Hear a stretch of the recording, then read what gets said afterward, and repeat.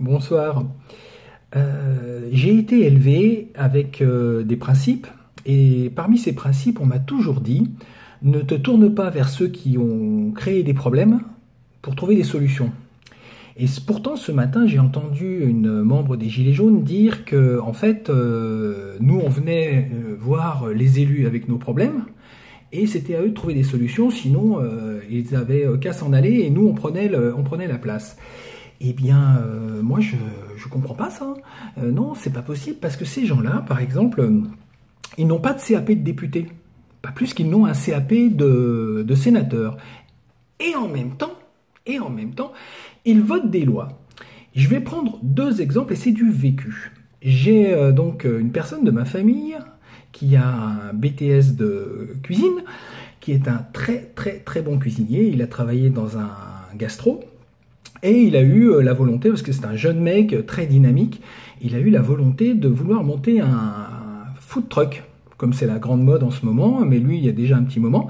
Et ce qu'il voulait faire, c'était faire un food truck avec que des bons produits, de la bonne viande qu'il allait hacher lui, des bons buns qu'il allait faire lui, donc vraiment que des produits qui seraient vraiment différenciants, de grande qualité, et qui permettraient de faire une food qui soit pas de la junk food, mais de la bonne nourriture avec des produits locaux, des produits les plus locaux possibles.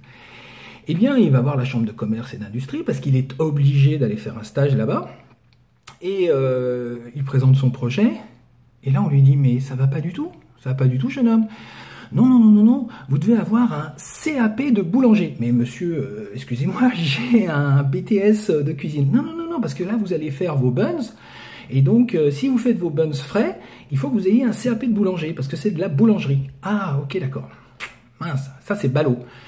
Bon, et puis deuxième chose, il vous faut un CAP de boucher. Ah mais attendez, j'ai un BTS de cuisine. Ah oui, mais là, vous allez hacher la viande. Donc, vous devez avoir un CAP de boucher. Ah ouais, c'est ballot. Bilan des courses, ce jeune garçon a abandonné son projet. Là, vous me dites, mais comment ça se fait qu'on ait pu faire une chose pareille? Eh bien, écoutez, voilà, les lobbies de l'agroalimentaire sont venus voir les députés, ceux qui n'ont pas de CAP. Vous savez, ils n'ont pas de CAP de députés, eux. Et ils leur ont dit, il faudrait quand même empêcher les gens de faire leurs produits eux-mêmes. Parce que nous, on va plus vendre nos buns sous vide, plein de sel, avec plein de conservateurs, ou on va plus vendre notre viande nous aussi, sous vide, pleine de sel et pleine de conservateurs. Donc, nous, on va perdre des parts de marché. Comment on pourrait faire? Et là, les députés ont réfléchi et leur ont dit, et si on crée une loi qui oblige ces jeunes, plein de talent, plein de dynamisme, plein d'allant, à avoir des CAP pour bien les emmerder, complexifier l'action. Et là, bonne idée. La preuve, c'est qu'aujourd'hui, il y a plein de food trucks, mais c'est très rare que vous ayez un food truck qui fasse que des produits frais. C'est forcément des produits qui viennent de chez monsieur ou chez madame qui ont été achetés chez mais et là, forcément, vous y êtes perdant. Le garçon y est perdant aussi. Et bilan des courses, on passe à autre chose. Maintenant, deuxième exemple. Alors là, c'est moi qui l'ai vécu. Il y a 25 ans en arrière. 25 years, Mr. President. 25 ans en arrière, j'ai un brevet d'état de cyclisme. Je suis entraîneur national de la Fédération française de cyclisme. Mais j'ai pas envie de faire ce qu'on appelle, entre guillemets, du promène-couillon sur les pistes de ma région, de VTT de ma région, mais j'ai envie d'un truc un peu plus global.